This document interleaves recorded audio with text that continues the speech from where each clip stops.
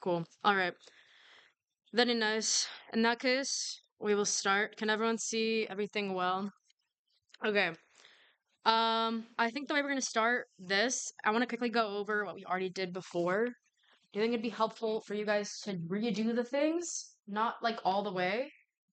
Or would it be more helpful to just watch me show you how I did them over again? Watch as opposed to spending more time redoing them? Yeah? Okay, cool. Okay, so quick refresher. Moving around your sheet, you're going to use, so this is just watching right now, you're going to use the arrow keys to move around. If you're going to jump from one side of the text to another, so the very last other bit of text that you have, you're going to hold down Control and then move in the direction of the text that you're jumping to. So again, to reiterate, the goal of this is to utilize Excel without your mouse as much as you can ever. For efficiency, initially it's going to take you more time. Eventually it's going to take you less time. All right, so that's one of the main things. So moving around your sheet, holding down Control in order to go a little faster. Selecting things. So holding down Shift and moving any arrow key will select in that direction.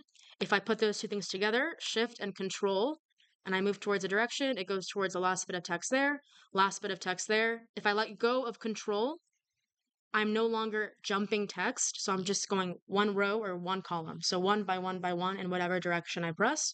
So if I move up once, I can easily select an entire table at once, right? So the ones you guys are probably familiar with are going to be Control C and Control V, so copy and paste. I'm not going to spend a lot of time on that. But the two other ones that we did last week, so if I delete this, were pulling down formula. So one, to calculate revenue, we do, of course, price times quantity of units. That gives us revenue. If I wanted to bring this down, I could go like this individually, holding down Shift and click down, or I could try to use Logic Brain, navigate to the side of my sheet, Control, moving over here, moving up here, clicking up, and then I could use Control D to drag something down. So Control D, it's dragged down, right? Similarly, if I wanted to do bring something to the right. So for example, over here, I have a sum function, which sums up this entire row, right? I can literally go over to this cell, hold this one, Shift, Control R, and I've dragged over to the right that formula. So now I'm summing this column, right? Okay, cool. So the other thing we talked about was if statements. So if this, then X happens if true, Y happens if not true. That's how you go about thinking about an if statement logically. So whenever you're using Excel formulas, you're going to want to use logic over everything. So think about things in sentences, and that'll help you memorize what order you put your things in, and make sure that you get them right most of the time. So typically, if you're using an if statement, the default will be true and false. So if I just do this, if I6 is greater than 8,000, it'll show like true or false. But what we want to do instead is have that like 1 or 0 metric, because then we're able to quantify our statements, right? So that's why we're able to sum this at the bottom and quickly see, okay, 17 of them are within that threshold. Also talked about the importance of not hard coding anything into a formula 9 times out of 10, right? So what we want to use instead are assumption cells, and those are always going to be formatted in blue. So for example, here our threshold is 8,000. If I change this, all of these change. So instead of pulling here where I have 8,000 hard coded in, I'm actually going to reference a reference cell and do it that way instead. All right, so also talked about locking cells. So as you can see over here, this has dollar signs on it, right? So if I didn't have these, right, and I were to drag down this formula, let's say it didn't have dollar signs, so, all right, it would be wrong, because if I audit it by clicking F2, it's now referencing the wrong thing. As you can see, the red cell is no longer referencing my assumption cell. It's referencing a bunch of other like random numbers, right? Because it moves down as you pull something down, it moves down one by one by one, left by one by one. That's kind of just how Excel works. All right, so what I'm going to do instead is I'm going to lock the cell. In this scenario, I don't want it to move by column or row. So, for example, I don't want it to shift from column L or row 4, right? So I'm going to press F4. That's going to lock both of those. So there's a dollar sign in front of the column and in front of the row. That means it's locked on both ends. That means it's not going to move no matter what, no matter where I pull it. All right, cool. So if I drag that down, that leaves us with our total. We have that sum function, and we're pretty much done there. Okay, next thing that we did was sorting something, sorting a unique list. So basically, quite like as simple as it sounds, you're going to do a unique function, and we're going to try to pull a list of all of our unique customers, right? But then let's say we want to pull this list, and we also want it to be alphabetized.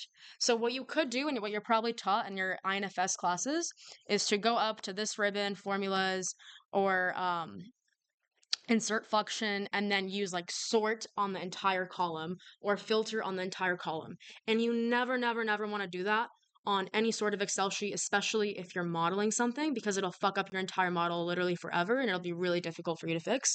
Instead, you're going to use functions embedded into a specific cell. So here we have a sort function with like a unique function within a sort function, right? So basically all I'm doing is sorting this by like a ascending or descending order. So it can either give it to me, if it's doing text, it's going to do A to Z either in ascending or descending order, right? So here we have it to where it's descending order. So it's giving us our list in an alphabetized format. All right, does that make sense so far? Cool. Okay, that's everything we did last time. So we just ran through everything we did in the entire like what hour in like 5 minutes or so. So as you can see, like it goes a lot faster once you get more used to it. Okay, cool. So now we're going to actually start continuing to move on to the next section. So applying the same principles that we just learned, how would I go about forecasting revenue in this cell? Like what two things am I looking at in this cell to get that formula? So this is just pure logic.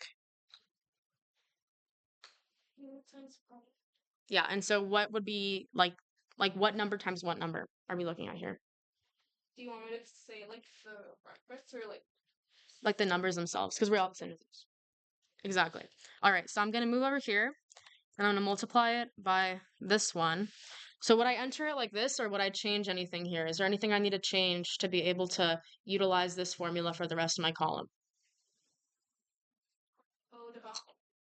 or wait, no. Is it hard code? Yeah. Well, not it's not hard code, but it's like lock would be the Log price. yeah. But it's the same idea you had. It's just different terminology. So I'm gonna select this by clicking. So quick note: if I click F2, I will be moving around within here. I'm gonna zoom in for you guys. Okay. Times. All right. So if I click F2, I'm moving around within my cell. If I click F2 again, I'm moving around within like my sheet, right? And if I'm still like multiplying something, so if I do plus, now I can like click F2 and be moving around within my sheet to add something there, right? Something to note there. So right now, let's say I was in my sheet. So I had just done like times R3. I would then click F2 to go back into my cell.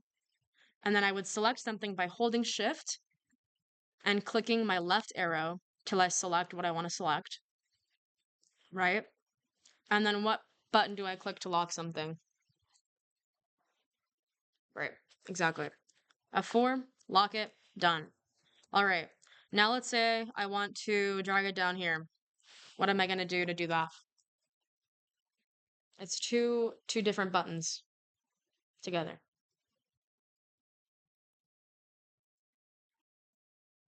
Command down. Close. Command down. So Command D, right? So Command D, I just drag my entire formula down. Do you guys see that?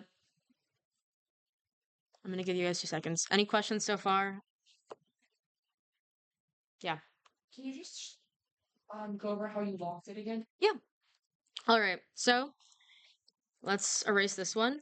I do first my formula and what I want to calculate. So I want to do this times, which is the asterisk, this cell, right? So I'm gonna click F2 again to get me back into my cell because right now I'm moving, right? So F2, now I'm back in my cell, right? I can move around here with my arrow keys. Anything that you do holding down shift will select, right? So I'm gonna hold shift and then click with my arrow key twice to the left because that's what I want to select, right? And then I'm gonna click F4 Okay. and then that will automatically lock it. Thank you. Yeah, and then you can drag that one down by going to the bottom, selecting everything here, and then clicking Control D. All right. Yeah. Okay, so here we have a sum function. Let's say you want to sum revenue. What am I going to click to drag that function to the right? If I'm in this cell. How do we drag a function to the right? Yeah, but let's hear it, guys. You guys are like a little shy. Yeah, we click Control R. Now we've correctly dragged that formula over, and it's applying a sum to our entire forecasted revenue.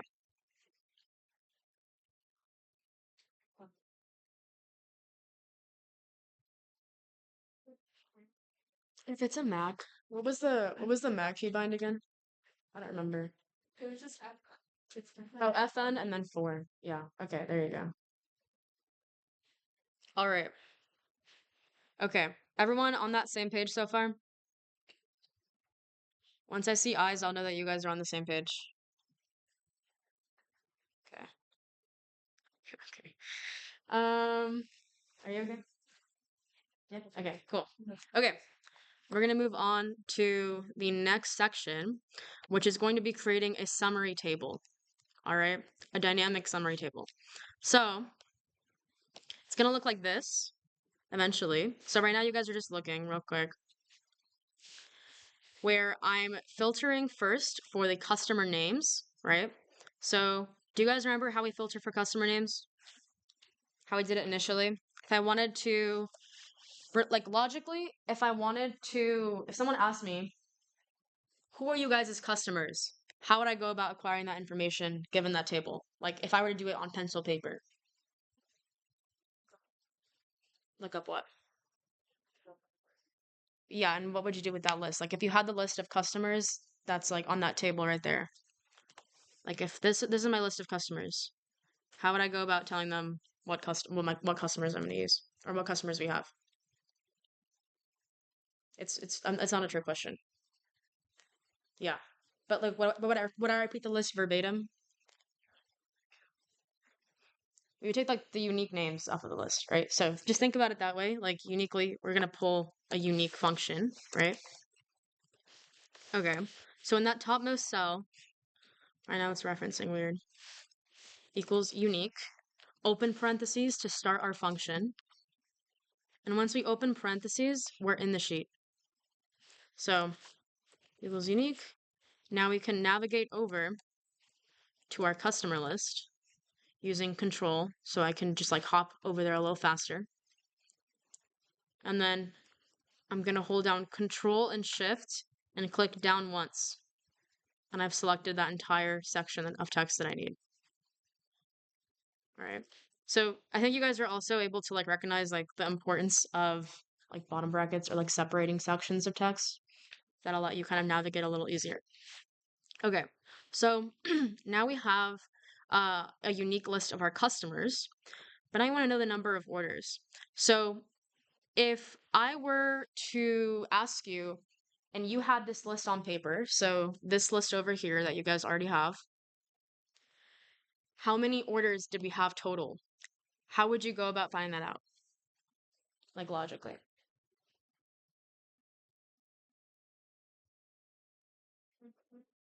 Counting what exactly? Like, nine times. Like just how many rows we have? Yeah, exactly that. So basically what we're going to do here is we want to count from the number of orders total. So in this unique set of data, each row represents one order. right? So we can assume that, logically think through that, and we're looking to count more specifically per type of customer, okay? So thinking about it logically, we're going to say, okay, count if this row has this customer. Really, really simple. So the function is called countifs. So it's like this. And there is a big difference between countif and countifs with an S, right? So countif is more restrictive. It's for counting under one condition. Countifs, you can apply multiple conditions. And the order in which you apply those conditions, so the order in which you state them in your formula, is the order of priority that it will do it by, right? Okay, so here, logically, I'm going to say, okay, number of orders. I'm going to count how many times this range, right, has this number or this like title, right? Does that make sense so far? Enter that in. We get 4. All right. Everyone got that so far? Okay. So could I realistically drag down this function to the rest of my table right now?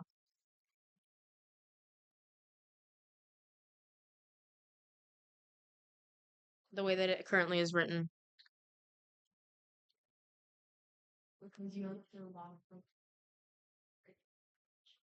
Exactly. So right now, if I were to drag down this formula, it would look like this. And now all of a sudden I'm not even taking into account one customer, right? Because it's not locked. So again, like I stated before, formatting best practice is that I'm not just going to drag this down and then sorry guys, on this formula, then go back and correct this and lock this. You have to make sure that the topmost formula in your model or whatever it is you're doing is always correct and always correctly locked and referenced, et cetera, et cetera. So if you have something that's like being repeated in a column or in a row, it needs to be uniform from the first cell that utilizes that formula. Does that make sense? Okay, so what I'm going to do instead is I'm going to go back here, click F2 to re-enter this formula. And then what do I want to lock here? The customer list. Exactly. So I'm going to lock that range by clicking F4. And now, if I pull that down and press Control D, I can go through and audit by clicking F2 and make sure that everything is correctly referenced.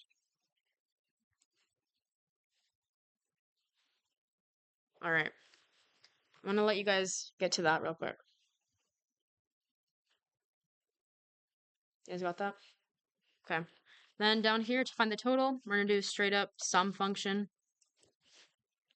Summarize this, enter that in. That gives us 25. All right. So now,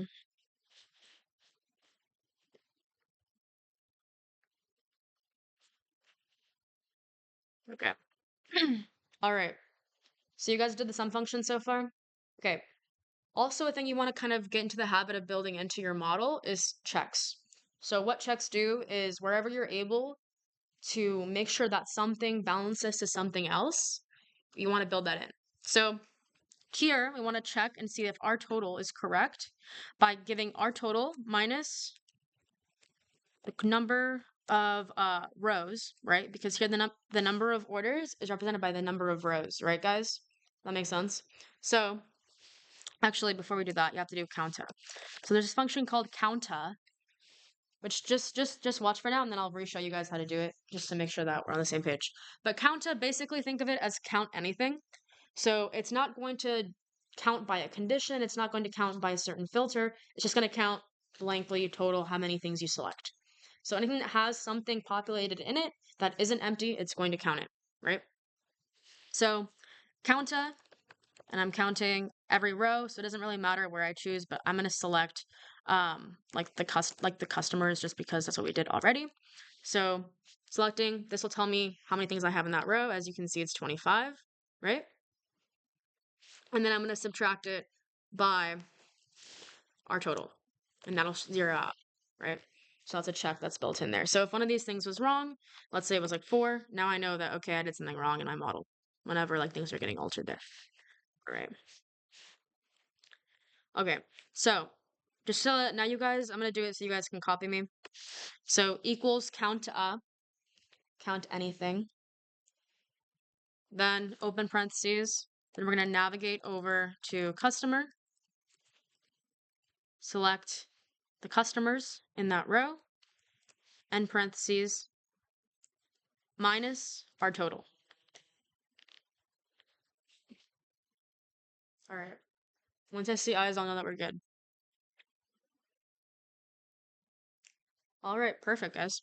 Nice job.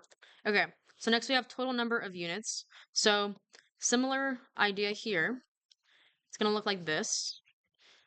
We're going to, instead of counting something, we're going to sum something because we're looking at the total number of something, right? So we're looking to add everything that applies to Facebook, right?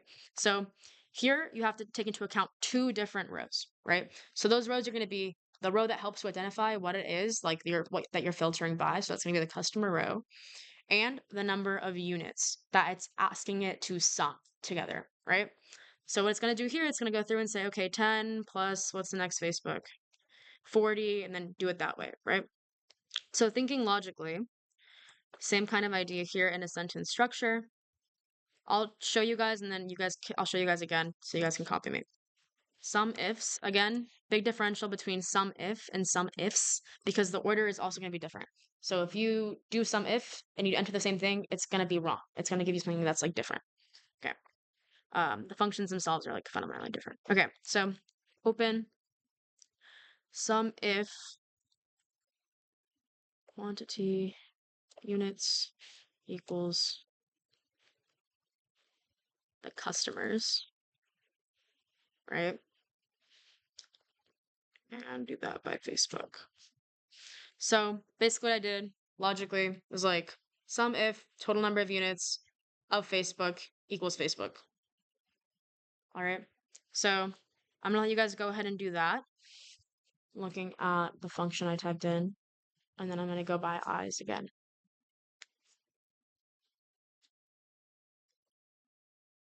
Okay, so and please like raise hands if there's any questions or anything as well.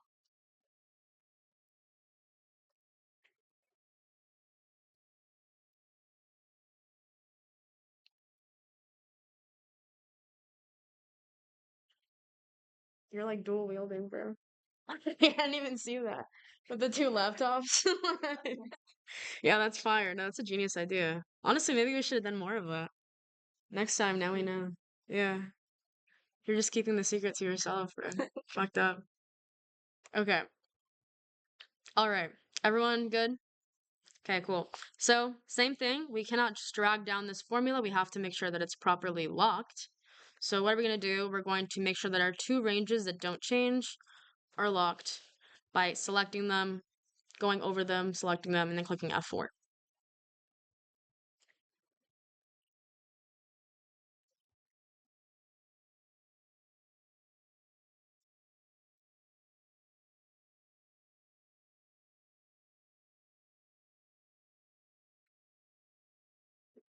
Everyone got that?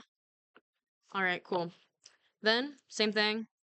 Literally going to navigate to your total number of units, drag that down.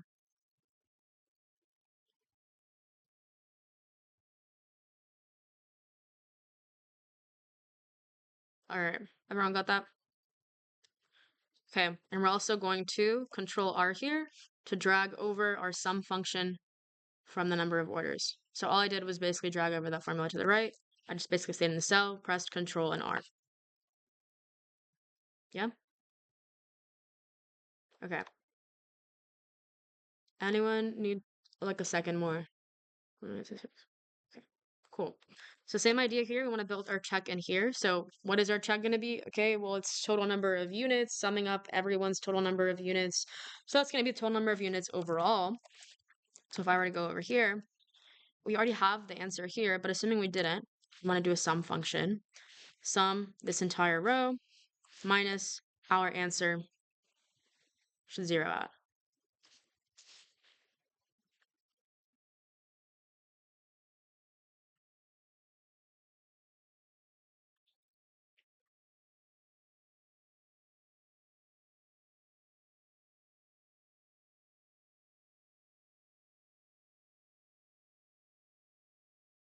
All right. You guys good? Cool. All right. And then make sure, I don't mind if you guys take a little extra time if y'all need in order to not use the mouse. So just make sure that you guys are like feeling like you're in a good spot with it. Okay, looking at total revenue here, it's another sum ifs function. So we're looking at the total revenue of Facebook, right? So first thing, what range are we summing? So what are we looking to add up? Just like yell it out. Facts. So we're gonna go over here, select the entire revenue column, make sure we're not selecting that total. And then we're filtering that by the customer type. So I'm gonna go over to my customer total, select that, and then that customer happens to be Facebook. In parentheses.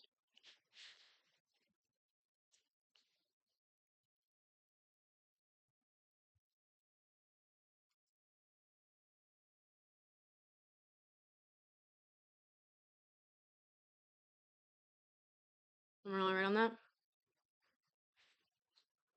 Okay. What's up? No? Because he made a face. Are you hard coding? Yeah. Yeah, I'm just taking a minute. All right. So then, like Ruby was saying, we're going to hard code everything except for our Q15, which is referencing Facebook. So I'm going to navigate to that with my little arrow keys, Control Shift left until I've selected everything I want, and then click F4.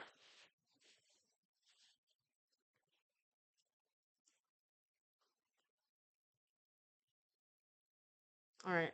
Everyone got that? Let me know if you guys need a minute. You guys got that?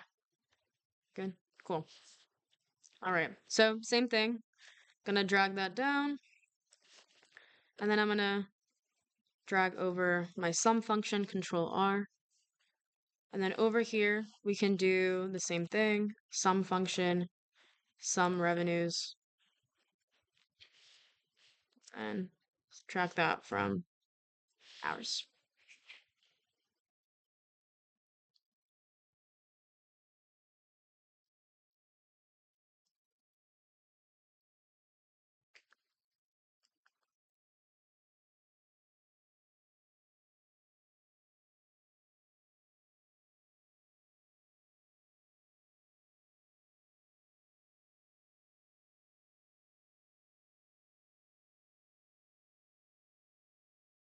All right. Everyone good? So I see you guys still clicking, so let me know for real. If y'all clicking, I'm assuming y'all are working on it. Okay. I'm gonna go on to the next one. Okay. So now we did a summary table, but now let's say I want to sort this table by something specific, right? So maybe you want this table to be sorted by like who has the most revenue or any of these kinds of things, right? So we're gonna do a sorted summary of this table. So instead of populating each and every one of these things on our own, we're just gonna take the entire array and then sort it. So basically what we're doing is sorting this table by revenue. So right now you guys are just like looking and enjoying the view. Okay, so instead of using the function sort, we don't like that function. That function is for old people, bruh. We do not like the sort function at all. So we like sort by. Sort by is our best friend, okay? Because it lets us choose a specific thing and then just populates our entire array. It's beautiful. So first you're sorting what section? This table slash array. Then we're sorting it by what column? Revenue. And we're doing that in a descending function. So that means that people with the most revenue at the top and then descends from there. So moving over here, we're going to do equals sort by, and then I'm going to select this entire table except for our totals, right? So our actual data, but not the totals or anything below that, because that's going to just like get all chunky and messed up, right? Okay. Then we're going to do that by revenue column.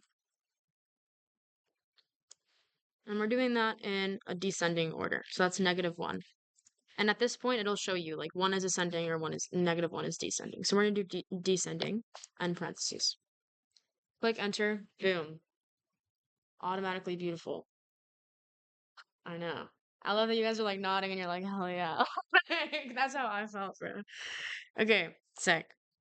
And then what we can do is since these things are the same, I can just go over here, Control C, Control V. Go back to the plane. Hmm? You go back to the plane. For the totals? Yeah. Yeah. Sort by table using this column and do it in this way.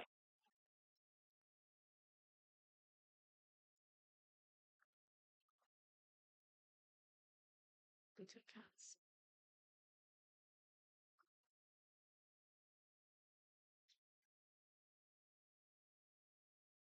Fire. Very nice, very nice. Everyone good on this one? Sick. And then literally all I did for the totals, since I don't want to do them again, and the checks, but I'm just do the totals, is I selected them, so just shift and then clicked over to the right, Control C, which you guys should all be familiar with, and then selected this area, Control V.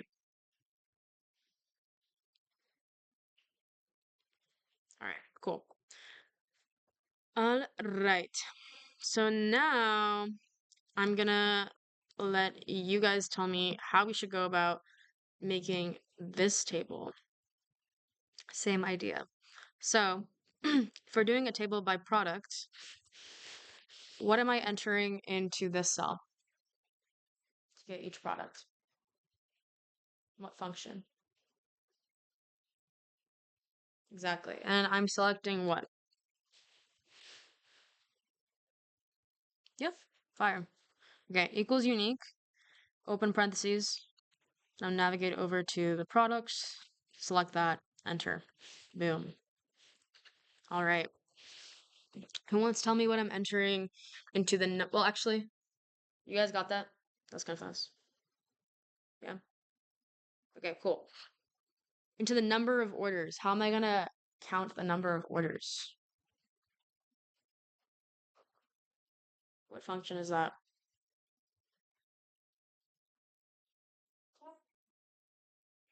Counta would count everything, but I'm looking to count them by product. So if I'm looking to count, yep, exactly. So count ifs,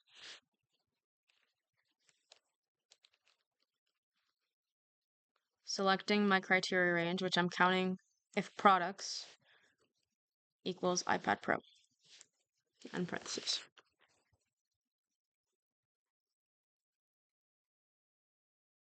You guys got that one?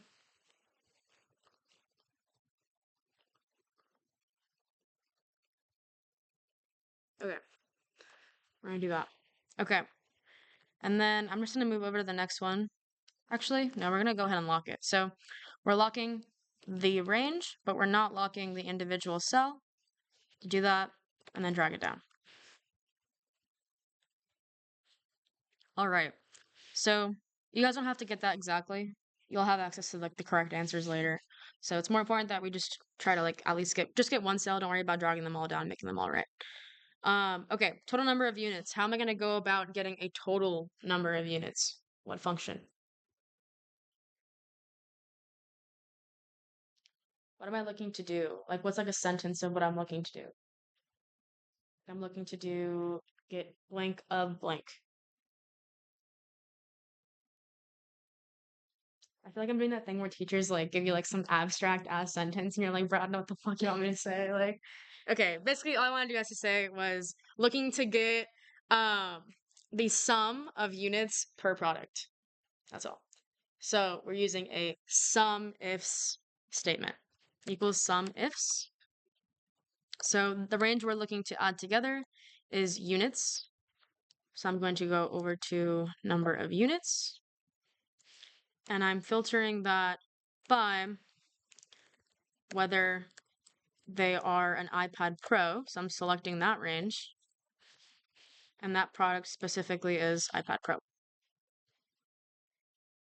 Does that make sense? Even if like it takes like a minute for you guys to think through it, does it make sense? Cool. And parentheses. Then I'm gonna go back, lock everything except for iPad Pro.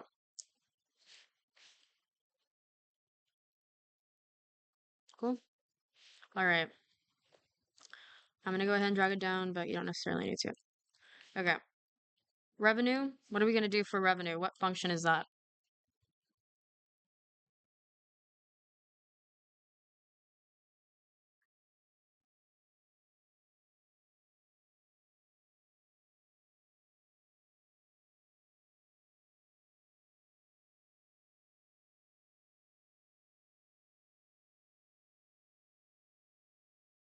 Fuck yeah. Yeah, exactly that.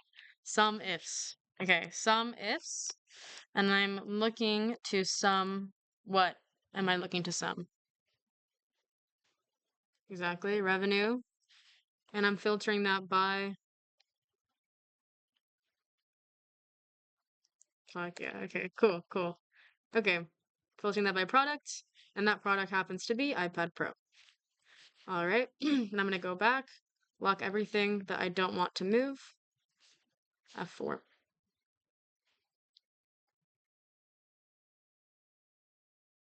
All right.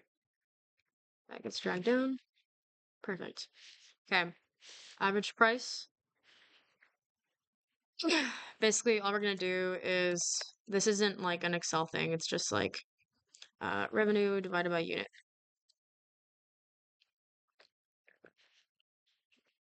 Yeah. Everyone on the same page so far. Sick. Okay. I just want to make sure you guys have time to get to some of the other stuff too, which I think we should. Okay. Basically, you guys know how to do the totals. You guys know how to do the checks, and then sorted summary would be. We can go ahead and do that. What do you guys want to do our sorted summary by? What do you guys want to sort our range by?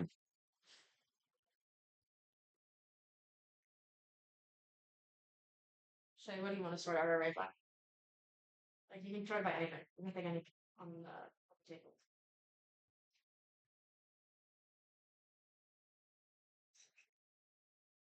Like there's no right answer. It's just your preference. Like like amount of revenue. Yeah, perfect. Great idea. That is definitely a good metric. So we can do sort by, sort our entire table. Oh my gosh. By revenue. So we're selecting the revenue. And we want that to be in a descending scale so we can see which one has the most revenue at the top. Done. Swag. Cool. Okay. And you can see how you can easily do like a bunch of different tables to like get like a ton of key metrics. So you can do it all sort by revenue, sort by number of orders, sort by total number of units. And you can easily grab data in that way without having to do a lot of work, right? You only have to change like the row you're selecting. So it's a great little tidbit. Okay, I'm not going to spend time on total and check. You guys can kind of do that bit on your own. But we are going to do something called a drop down. Oh, I guess this one doesn't have it. But okay, so we're going to do a filter function where we're going to filter a section of text. So have you guys used a filter function in 247 or like a class like that? Like on pivot tables, right? And have you seen how like it'll like eliminate certain rows? So like what basically like if I use a filter function, it'll get rid of what I can see, right? So everything that doesn't fit in to that section. So like let's see if I do this.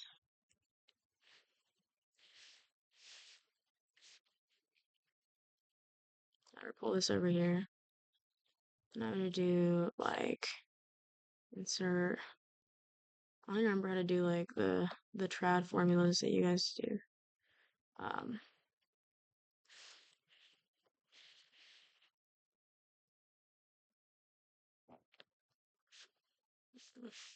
how do you guys do like the where you guys make it into like a table? I don't do it this way anymore. So I don't even remember like the old way of doing it. But basically, no, you're good. Yeah, there you go. Okay. It looked like this. So I could filter by what I want it to show me. So for a customer, I could filter it by customer, right? So let's say I don't want anything, but I want Facebook, right? So you guys can just watch this bit. It isn't for you to remember. You see how it gets rid of like all the other data and I automatically can't see it? And also it just like hides a bunch of like rows. And you can't easily see that those rows are hidden. And if I was to undo this, let's say I had some text down here like da da da da da da, all of a sudden, like everything is like disoriented. And if I had like text over here that like went along with text that was over here, it's like kind of a big deal. Do you know what I'm saying? So that's why like using it that way is bad. But this function, so filter by, will let us filter by something specifically without altering the original text, right? So here we're looking to filter by Amazon, and we're going to select the entire array or the entire table, and then do it again, kind of a similar like logic sentence way. I'm filtering this by customer type. That customer is Amazon, right? So going over here equals filter, select this entire table, and I'll redo it again if you guys need me to do. But this entire table is by a customer, and that customer is Amazon. End parentheses. All right. If I go ahead and why is it not working? Oh, I forgot. That's my bad, guys. I actually did it this way. So since it's not a filter by function, which is what I thought I had used originally, I actually used a filter function. We only have two constraints. So instead of having a comma, you're going to use an equal sign. So it'll look like this. That's my bad. Okay. It'll look like that, as opposed to a comma. Does that make sense? Cool. All right. Enter that. Now you populated like your filtered table, right? And it's dynamic, right? Because if I were to go over here and I were to write Facebook instead of Amazon, now I have Facebook's data, right? So if I were to like alter this here, Amazon, it like changes everything, right? But it's correct. So if I were to go through here, I can see, okay, order 310, that belongs to Amazon. Everything is correct, right? But it is kind of a pain to have to go in here and type everything out because I don't even necessarily know like how many customers I have or what all the names of the customers are. Maybe I don't have it memorized. It'd be a lot easier to just like click it, like it was like a list, right? So that's what we're gonna do. So I'm gonna show this twice. First, just watch. So there's something called data validation, and you can use it to make a list. So that's what we're gonna do here. So going over this cell, which is referenced in my filter function as my constraint, I'm going to click Alt. So Alt, as you guys get more familiar with Excel, will take you anywhere in the ribbon. So I use Alt all the time. I'm going to use it later if we get to charts. But you can use this and kind of just follow along, or you can memorize certain shortcuts with it. So here, the shortcut is it's Alt A V V. But just to give you guys a visual, Alt A takes me to data, V takes me to data validation, and then V opens data validation. Do you guys see how I did that on my screen? So you're not expected to memorize that. That's just so you guys know that like that's like how you do things in Excel without a mouse. Is like you use like Alt a fuck ton because it's just like gets you everywhere on the ribbon. Okay. Then I'm gonna go over to any value. I'm gonna go over to list. So if I press tab, you can see that it took me into the like the drop down. So I still haven't used my mouse at all. Navigated to list, clicked enter, tab again. Now I'm at source, clicking F2, and my source. So F2 gets me back in the sheet. I'm gonna do this twice. My source is gonna be the list we already made over here of the sorted alphabeticalized list of our customers. So that's what I'm going to reference in my data validation cell, enter that in, and we're done. Now I have a drop down of each customer, and I can filter that to show different data. You see what I'm saying? Okay, cool. Any questions on that before I show it again so you guys can follow along? All right. All right. Okay. So, going over Amazon, actually, you're going to want to have it kind of like small. It'll be fine. All right. So, your cell that you're currently holding over is Amazon. I'm going to click Alt. I'm going to click A to take me to data. I'm going to click V, take me over here to data validation, and then V again to open that up. Then I'm going to click Tab. Now I've selected any value. I'm going to move down on my arrow key until I got to list. Enter. Click Tab again. Now I'm in source. I want my source to be cells that are on my sheet. So I'm going to re-enter my sheet by clicking F2 and F2. And now I can move around my sheet. And I'm going to navigate to this sorted list we already have. I'm going to select that list and then press enter.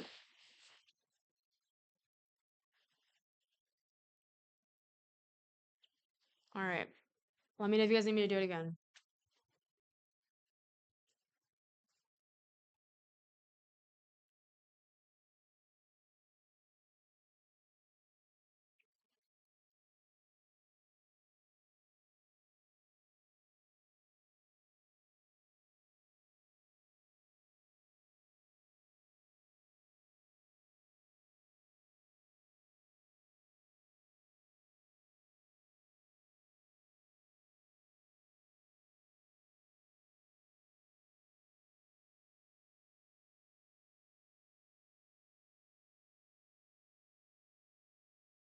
All right, everyone got that?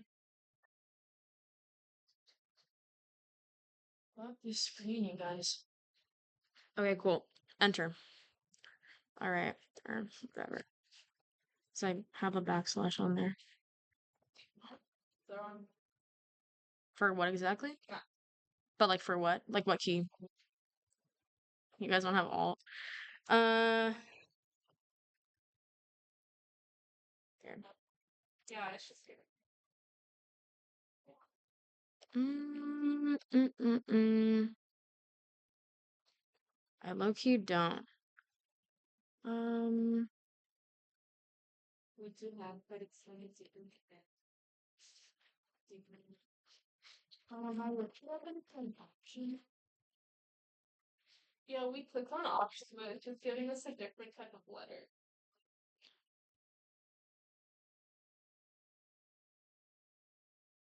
I low key don't know. But for now, you can just navigate to it on the ribbon. So the way you would do that on the ribbon is you would click here. So you're gonna have to use your mouse for this, which is disgusting, but it's fine. All right. So assuming it looks like this, you're gonna click data. Then you're gonna go over here, data validation, and then data validation again. And now you should be able to use your your like tab, drop down list tab source, navigate to the sorted sheet or sorted list. Enter that. You guys got that? In yours?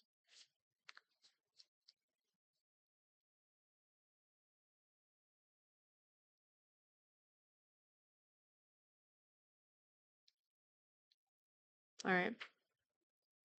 Um,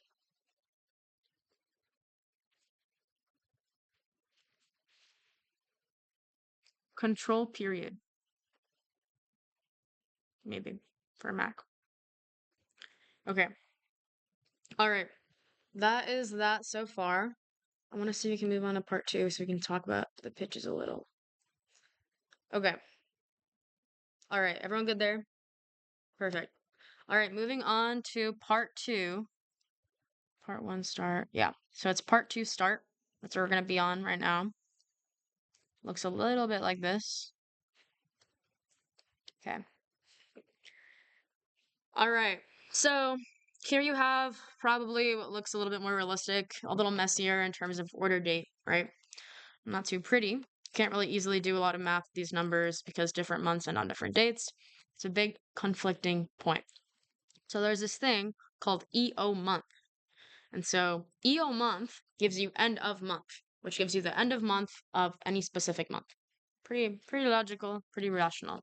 So we're gonna use that to get the end month of each of these days because that's ultimately where you're gonna go by in finance. You don't care about what specific day they paid you care about what month they paid you in or what year they paid you in, right? Okay. So it's gonna look at this. Quite simple. Um, it's gonna be, let's do EO month. We'll just label it that for now. All right. We're gonna do EO month, tab, start date. And for number of months, we want it to be the end of the same month. So number of months is number of months since the date that you started at. So I want it to be 0. And that's it. All right. So I already have this formatted all pretty. You guys might have it also pretty because I did it. I think I sent you guys my most recent file, so it's pretty, is it? What does yours look like? Does it say January 20th?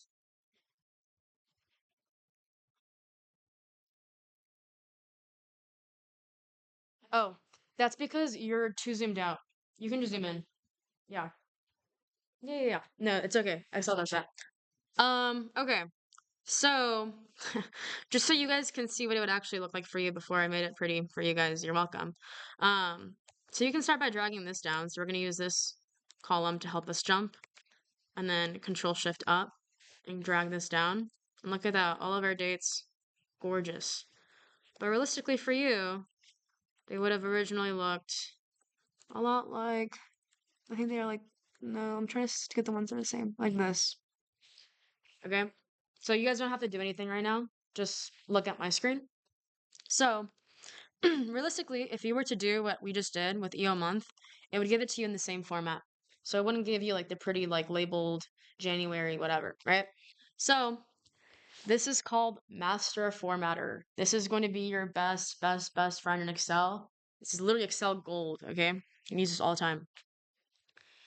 If I click Control 1, it opens up everything I could possibly need in terms of formatting a cell or a number, right? So you can get really good at running through this. So the main thing we're gonna be doing here is setting up a certain date, um, like not function, format, right? So I'm going to just kind of filter through this by using my tab key and my arrow key. So if I click tab, I'm now moving within the different categories. I can set a number of percentage points. I can set the currency type, how like the symbol I'm utilizing, number, like if I want to do different things there. And then also there's custom formatting, which this, if I look down this list, it can start to look a little confusing because like what the fuck is that? Like it looks like code at that point. But you'll kind of start to understand what these mean. So basically it just kind of says like after a number, then you'll have a 0 and a space, for example. So you can do a lot of things, and especially whenever you're working with multiples and whenever you're formatting your actual final models, you're gonna be doing custom formatting. So I have a little bit of a cheat sheet that I put together for you guys that I'll send to you guys whenever you're getting more into the heavier end of your modeling, which will be our second meeting from now. All right. So right now, all we're gonna do is we're looking at the date. So you guys already have this done for you because I did it. But if you go through date, I would select something nice and cute. What did I choose for you guys? Was it like this? No. It was like this, wasn't it? Okay. Mm, like that? It was with a year, right? Yeah, just like month and year. Okay. Cool. Control 1. I don't remember what I chose, so date. Let's do 2012.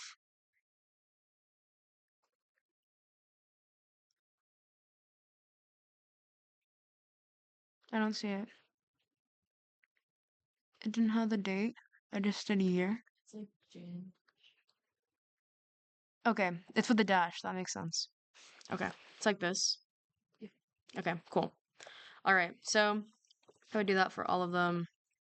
I'm gonna do that on mine real quick so that you guys are matching me. But go ahead and try to mess with it on the date formatter. So clicking Control 1 and going through different formats real quick, just so you guys are familiarized. Okay. All right. So now we're going to do a different date line. So believe it or not, I know that like you can do this thing where like you have like January, February, and you probably saw this in like an accounting class. March. I was like, what's after February? March is my birthday month too, so that's kind of fucked. And you can like drag this down and it'll maybe like give you like an extension of the dates, or if you do that for years, like you guys probably did that in like an accounting class, right?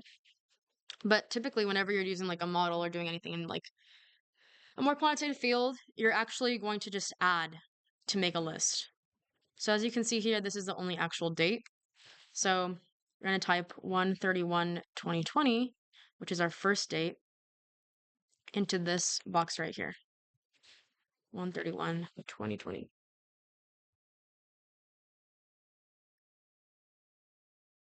All right. And then I'm going to do EO month of this one, but I'm going to add 1 month since then.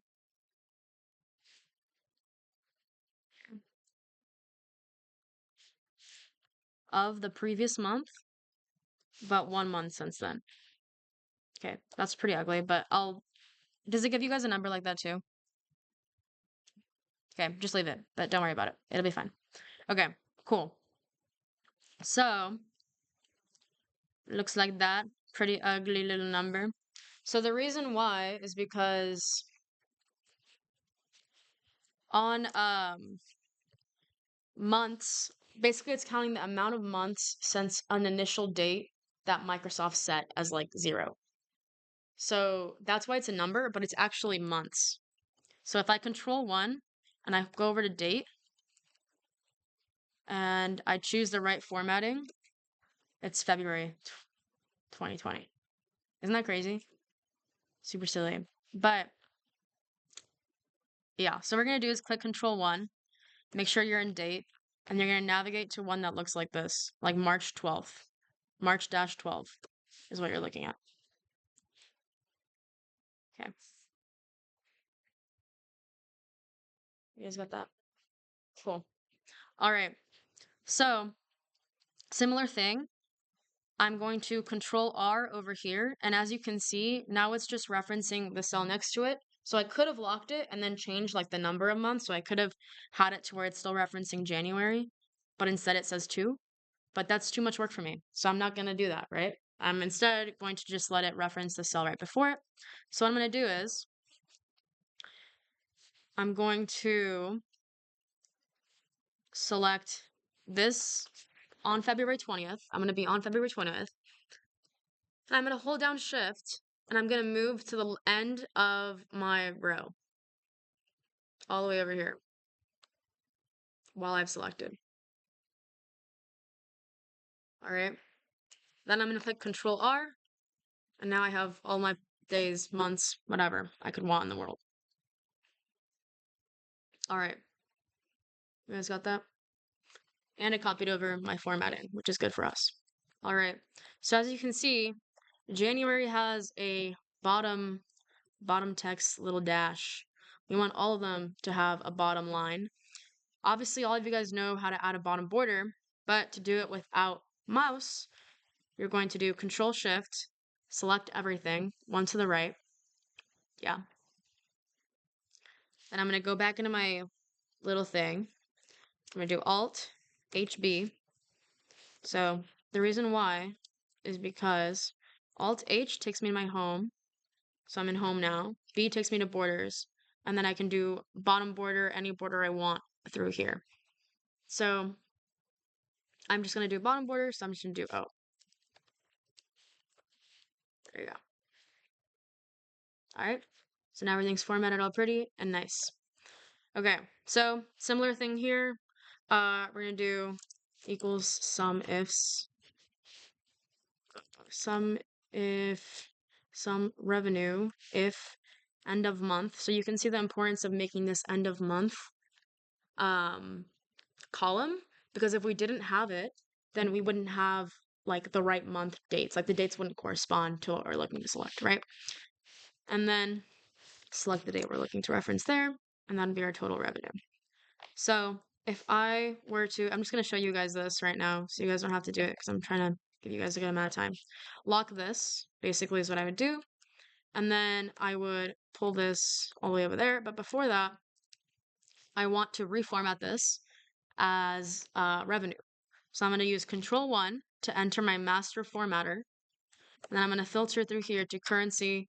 And then I want 0 decimal places. So I'm going to change that. Done. Right? And then I can just go up here, Control R. Now I have all my revenues. Perfect. Okay, similar thing with quantity, and I could go about doing that. If I'm doing revenue by customer by month, I'm going to show you guys the importance of locking real quick. This is also like a just watch thing. It'll probably be easier than everyone trying to do it on their own at the same time. So unique, I'm going to select customers, and then we're going to do the same thing with the months. I'm literally just going to basically copy over what I already have. Okay. Basically, I'm going to go up here, Control C, Control V, perfect.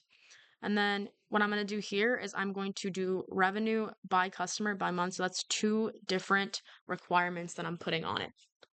So this is what that would look like. So basically, sum revenue, so blue column, by our customer, where that customer is Facebook. And then after that, take it by month and have it equal this month. Does that make sense? Okay. So sum revenue by customer, where it equals this customer. And then after that, take the correct month where it equals this month. All right. I'm going to quickly reformat that. Currency, 0 decimals, enter. See, pretty, gets a little quick. All right. So I want to be able to populate this entire table, but I want to do it to where I don't have to like go through column by column or row by row. So the way that you guys have learned it so far is like, okay, well, I have to lock something. I lock one thing. But let's think about this logically. This is like where like your knowledge of locking and your logical Excel skill set will come into mind. So if I want to pull it to the right, what things would shift to the right that I don't want to shift to the right? So think about colors here, the colors that are selected on my screen. What colors do I not want to move? Yeah, exactly that. So those I, no matter what, don't want to move. So I'm going to lock those. F4.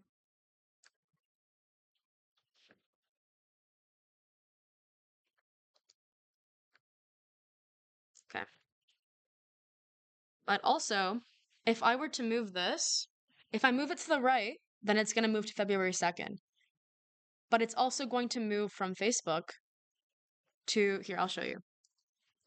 So I move it to the right, and if I move it down, you can see it's not really referencing things right, even though my things are locked. Because now, yeah, it's referencing February 20th, but it's also looking to find an area in which the customer equals 7,990. Do you see what I'm saying? You see, that's not what we want. And if I do this one, it's also not doing the right thing because even though it's referencing the right customer, now I'm looking at the month being 7,990. So you're going to lock some things, but not all things within each cell. So I'm not just going to go and lock these cells because then my entire table will be the exact same number. So instead, what I'm going to do is I'm going to select this. And I know that I want the, what is the word I'm thinking of? I want it to move up and down, right? So I want the number to move, but I don't want the row to move of this number. correct? So I'm going to make sure that the number is not locked, but the n is locked, right? Okay. And then I'm going to move over here, and I'm going to do the opposite. So I want the letter to move, but I don't want the number to move. I want it to stay there. And then I can do this really pretty number. Sorry, hold on, guys.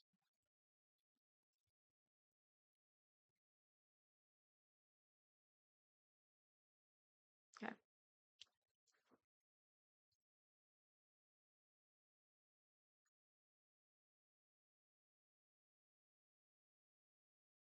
Where now I have populated everything correctly with like one click, which is super fire. And I would honestly reformat this so that my zeros aren't ugly.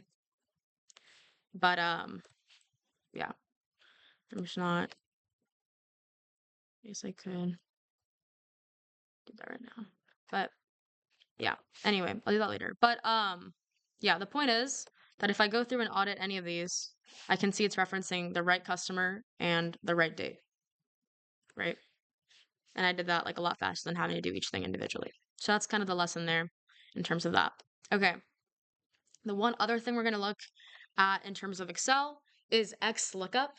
So you guys might have heard of things like index match and VLOOKUP. Those are outdated.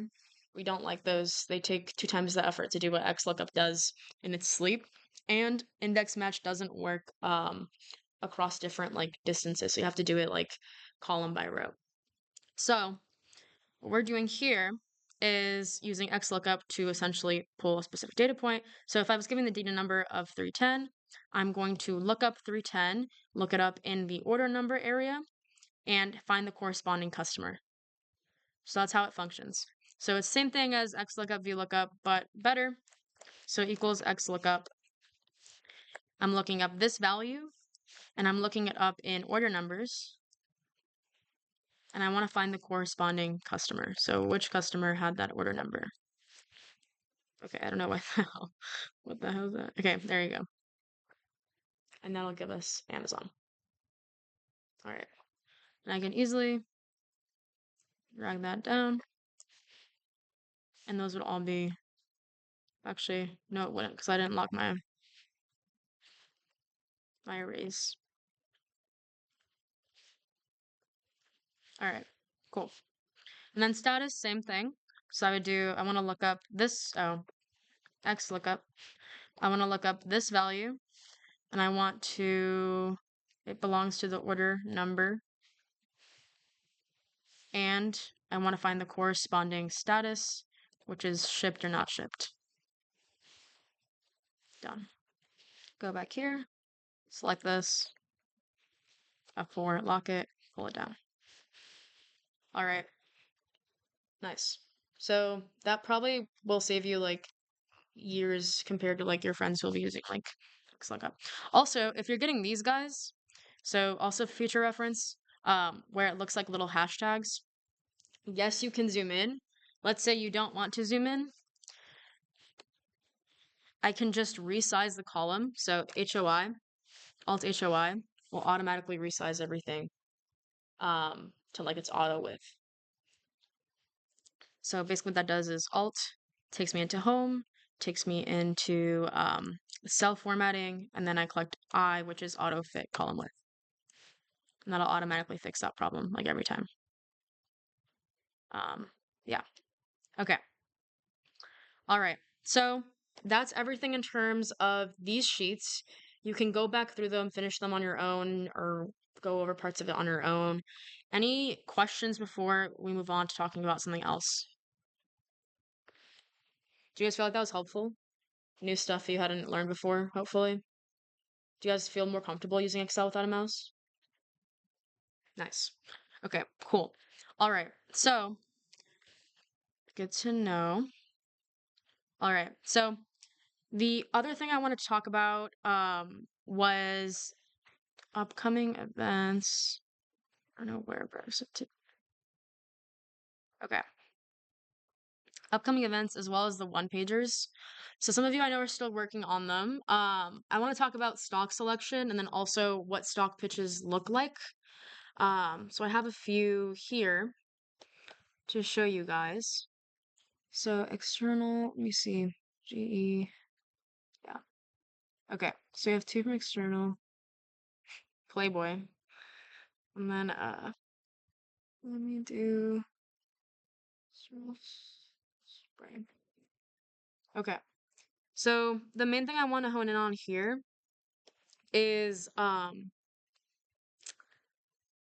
drivers, and we're also gonna look at Refinitiv really quickly. We might go over like 10, but I think it'll save you guys time in the long run, so that's why I'm doing it now. Okay, one is what does a good stock pitch look like? It looks like this. This is pretty comprehensive, so don't worry if like it's intimidating upon initially looking at it. A lot of the stuff is just pretty formatting, but the information sourcing is going to be the most important part. I recommend compiling it all on a doc or like a Word doc. Honestly, I think a doc is best because you can easily share that with us for feedback. Don't start working on the slides yet. You don't need to be doing that. It's just going to confuse you and it's going to like take away from the depth of your research. So, generally it'll follow a bit of a structure where you start with a company overview, then go into industry. Typically, you'd go into your drivers. So this is the new bank one. I think AbbVie was pretty solid. Um, yeah. So let me see.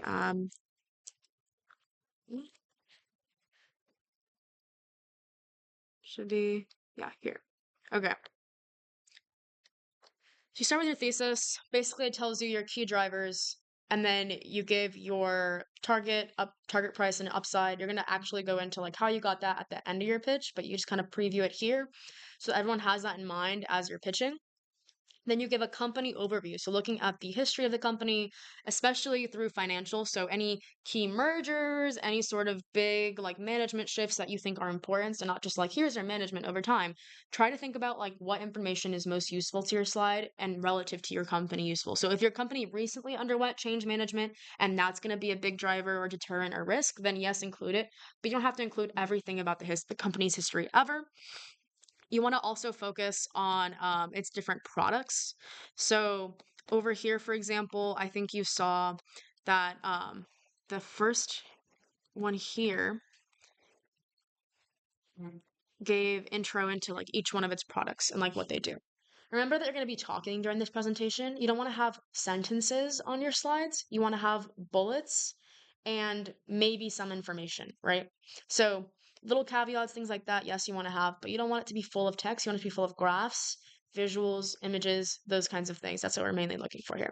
So depending on your company, how expansive your like individual like per product analysis is going to be. But you want to make sure you give a good business overview so people know what you're talking about, what the company does, and build from there.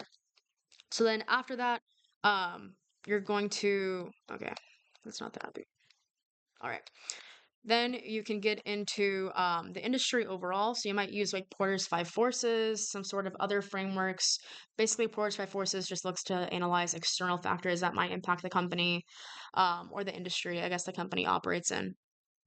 All right. So as you can see here, they're all formatted very differently. We're going to go through like more uniform formatting as we get later into this like project. It's honestly going to go by really fast.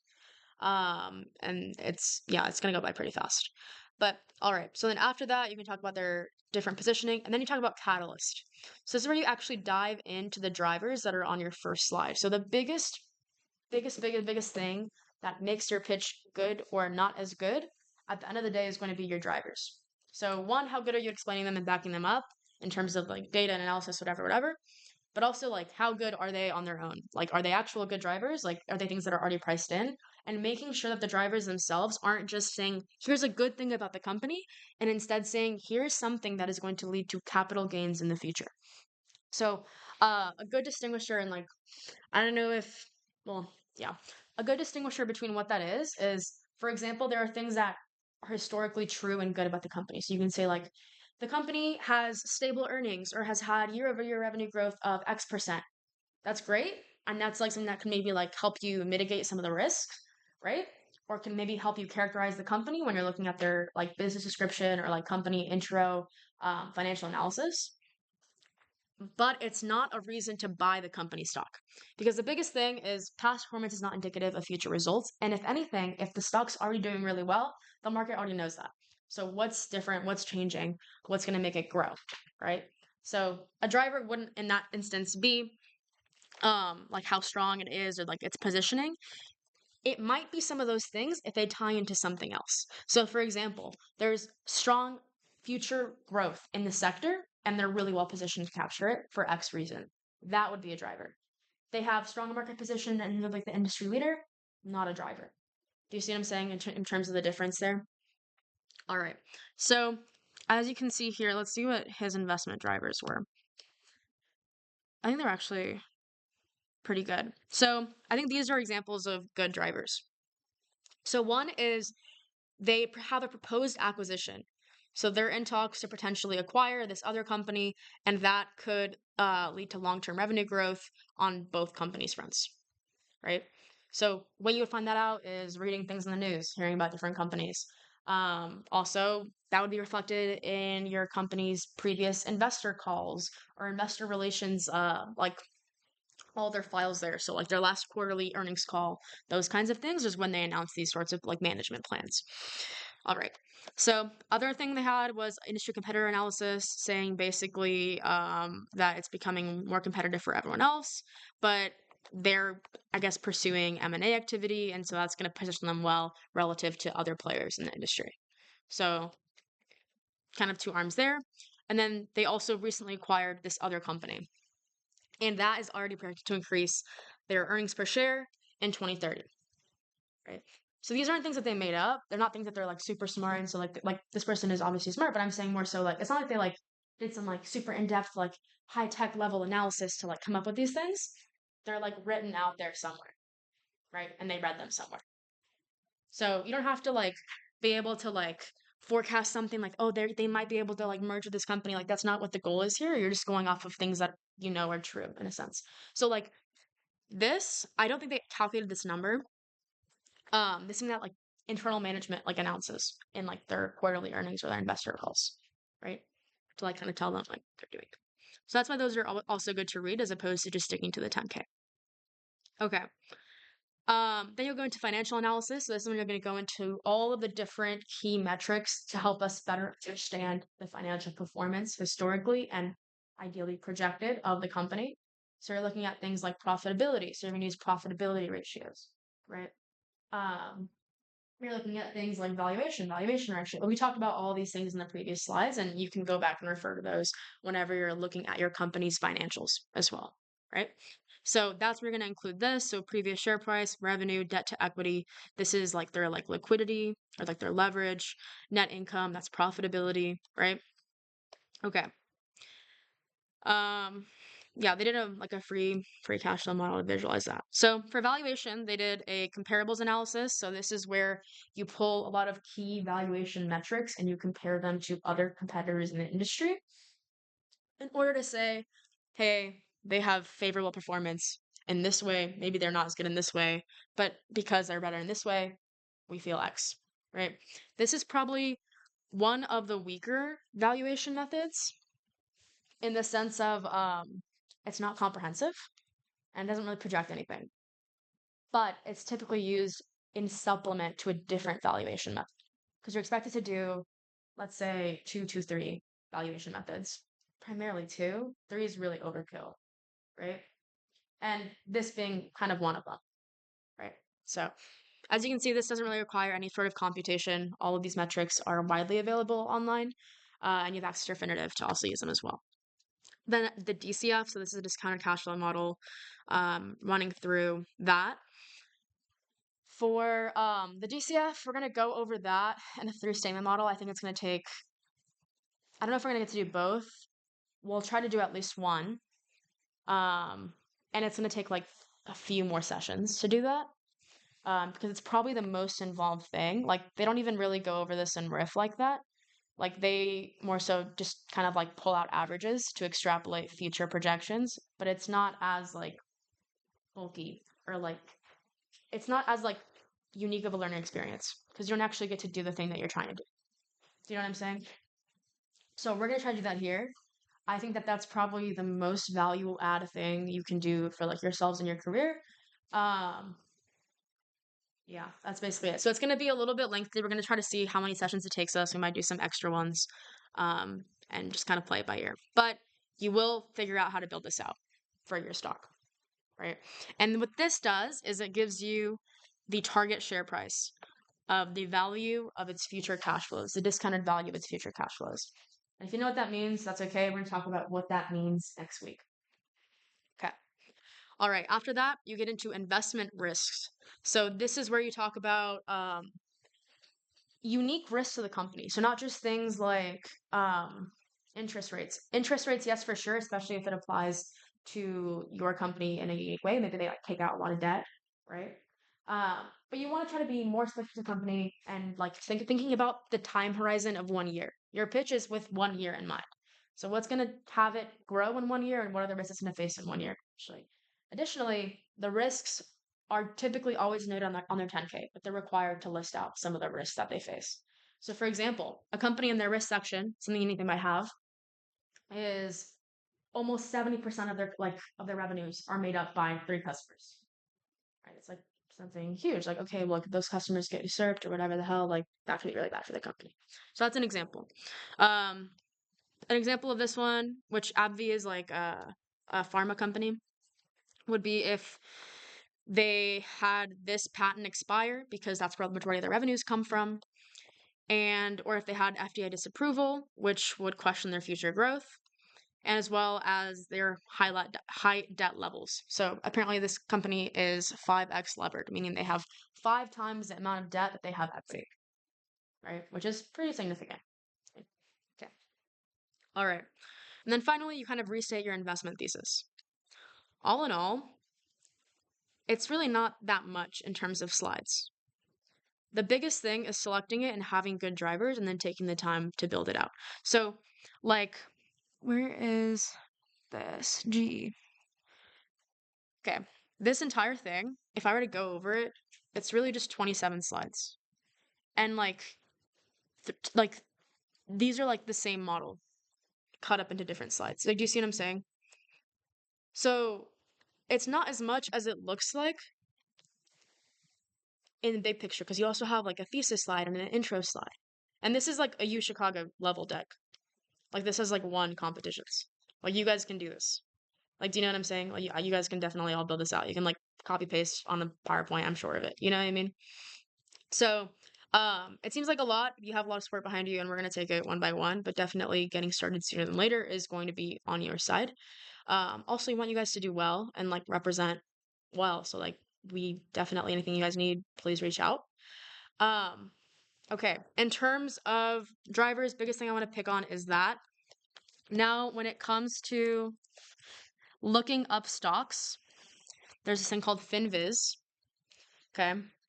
Lots of things on my screen right now. It's great. I can go over to Screener, and here I can enter different inputs to filter through different stocks. So all you guys need to do right now, look at my screen. Don't worry about entering anything in yourself.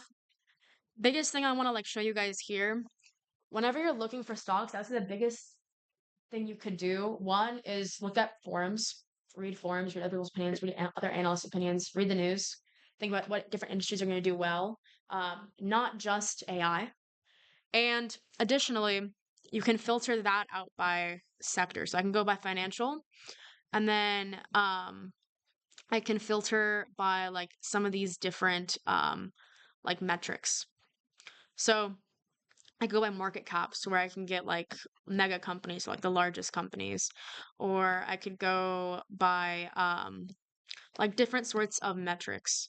So like valuation, I could do like PEG ratio and filter it that way. So I could take any company in the energy sector, and let's say I want to get the lowest PE ratios, right, of those first companies. That means that they're potentially undervalued because their price is smaller, so their market price is smaller relative to their earnings.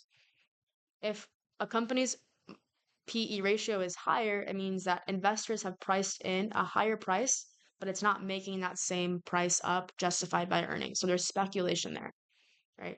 Speculation or lack of it means that maybe people haven't formed a strong opinion on the stock, which means maybe it's inefficient, which means maybe you can form an opinion that could lead to growth and price and future growth. Does that make sense? On some level. Okay, cool. All right. So filtering by PE ratio, something you could do. I think it's easier to understand what the companies are. Another thing that you're going to want to know how to do here is this real quick, Refinitiv. So it's going to open a bunch of stuff on my computer initially because I have like some titles set up. But give it 2 secs. And this is the last thing I'm going to show you guys. But you're going to need this to kind of make your one pagers and go forward from there. So I don't want to like delay it by a week. But all right. Yeah, it's going to open like a bunch of ugly stuff on my computer. Okay. Exit. And you guys all have Refinitiv, right? You guys all downloaded it? No? License for it. Did you use the email sign up thing? Yeah. The forgot password too, but it would like it just keeps saying like contact your administrator. Okay. Just send me a message and we'll try to get that sorted. But I'll also send you like a temporary login. Okay. This is Refinitiv. So yours will probably look maybe something like this initially, whenever you first open it. Whatever. Either way, you can use the search button, search something up. So I'm going to do Apple. So I can type in the actual company or I can type in the ticker, which is AAPL, right? And that will take me to the company's like main site on Refinitiv. So it has a lot of information, pretty overwhelming to look at initially. Um, you don't have to look at most of it, especially for your purposes right now. The main thing you want to focus on is this section that says financials. So you have a few different options here. You can see you have financial summary, income statement, balance sheet, cash flow, and then more importantly down here, you also have valuation. Okay. So it's not going to be valuation like DCF valuation. It's going to be like valuation metrics, et cetera, et cetera. Okay. So the main thing I always go to first, financial summary. This will have non-GAAP metrics. So what that means is it'll have things like EV to EBITDA, which are financial metrics and not accounting metrics, right? So I can go through here. I can see some of the main things. So like I can easily gauge year over year. I can edit over here number of periods. So say I wanted to look at just the last 5 years. That's typical for when you're looking at historicals. You're not going to want to use the past like however long years. You want to primarily use the last 5 when you're using historical analysis. Okay, so I can see here that Apple's like revenue from business activities has actually increased year over year. And I can maybe even export some of the stuff over to Excel. All right, so I could export this entire thing to Excel, which I'm going to show you with another financial statement.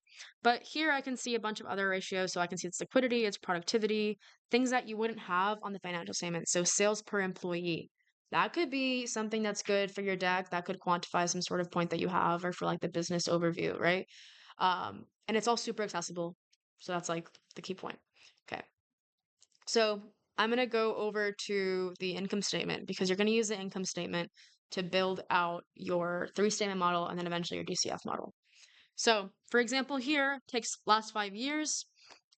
If I wanted like another, I could change it over here. I could scale it in terms of millions, thousands, billions, whatever metric I want. You want to make sure that whatever metrics you utilize in your deck, you're consistent. So if you're using millions, you want to use millions the entire time and so on, right? So you can easily compare things. Okay, currency, typically it's going to be dollars, but if you really feel the need, you can standardize it here as well. And that's kind of mainly the only things that matter in that sense. Okay, so also make sure you click update view after you change anything or it won't update it. Okay, so if I want to change this into Excel, I can't copy and paste this. Like I can't select one number and then copy it. But I can click here, export it, which is this little green button, and I can select which ones I want to export. So I just want to export the income statement. And then it'll start exporting it and it'll download it and it'll open itself up. And now here I can go through and I can easily see everything. So you got to make sure that whenever you're copying this stuff, you're doing it in the right order because you can see here it's in reverse order when typically when you're writing out like a financial model, you'd have like 2022 and so on, like going from left to right. So making sure that that's consistent. But now I can easily copy and paste things here. So other thing I want to show you guys, how do I make charts?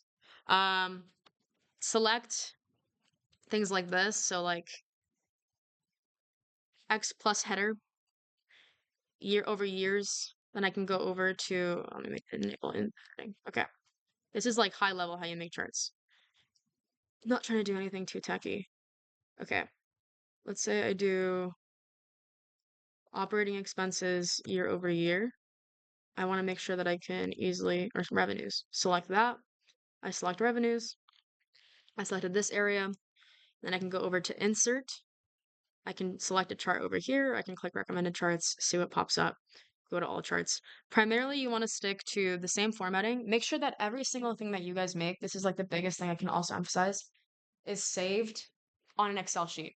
If it's on a PowerPoint, you're going to have to remake it from scratch. Because whenever we're editing your formatting, it needs to be able to link to the Excel sheet. And you also want everything to be on the same Excel sheet. So what I would do here is, let's say I wanted this on the Excel sheet that I'm actually using to compile my data. So like, um, mm, yeah, like let's say it's this for some reason. I don't know. Okay. Let's say it's this, and I just want it to be all on one sheet. I would go over here to this Excel file that it forced itself to open up, and I would right click this, move or copy, and then if I have both sheets open on my computer, on my desktop, it'll recognize it as a new book. So here, Riff Company suggestion list, move to the end, create a copy where I can just move the sheet up to me, whatever I want to do. And now I have it all on the same Excel file, right? Which is gonna be really important so you can localize everything, name it correctly, find your stuff easily. And we're gonna reformat you guys' like your decks. Like that's gonna happen. So you don't want to lose your data and have to rebuild it. That would suck. So make sure you know where it is. Yeah. Okay. Um, the only other thing was the charts thing. So insert recommended charts. You can go to all charts, choose different types. Um, typically you don't want them to be super fancy. You just want them to be legible. And you can change different kind of chart type over here. Don't get into like the corny ones like this. Like you don't want anything super corny. Like you want it to be like clean and like regular. Um, yeah, and you can change like the currency by selecting it in your raw data. So like if I was to do this and currency, like that would change the to have dollar signs on my graph. Okay. Yeah. All right. So that's a lot of things, but hopefully that introduced you guys to Refinitiv. The valuation, just to show you guys what it looks like, this will just have like more valuation metrics. So price to free cash flow year over year, stuff like that. Okay. Um, if you're screening companies whenever you're first looking at them, you can look at overview, but do it by valuation. And this will show you like some key metrics that you can compare things by. So like what are their best revenue per segment, the gross margin, like fundamentals, things like that. Okay. Debt, huge for sure. Okay, cool. That's a lot, I know. Sorry guys, but I want to make sure like if you guys are planning on starting, you guys have the information to actually start. Okay. Any questions on anything? That's everything for today. Yeah, Where do you recommend is like a good place to be in the stock pitch for next week? it's a great question. I would say definitely have your one pager done. I think have your drivers, so like know what your drivers are going to be. They might evolve into becoming like more complex and nuanced, but like you want to know for certain what your drivers are and then already have like some of like the key financial metrics of your stock on Excel sheet. Okay. Um, honestly, I think even before doing that, I would do a doc where I would have business overview and industry research just like written down there. Like things that I like think are important, things that I'm noticing, da da da da. Da. And then stay up to date with like the news of like your industry. Like it'll make it easier for you and yeah. So that's I think knowledge base is the most important thing because that'll inform what metrics you might actually want.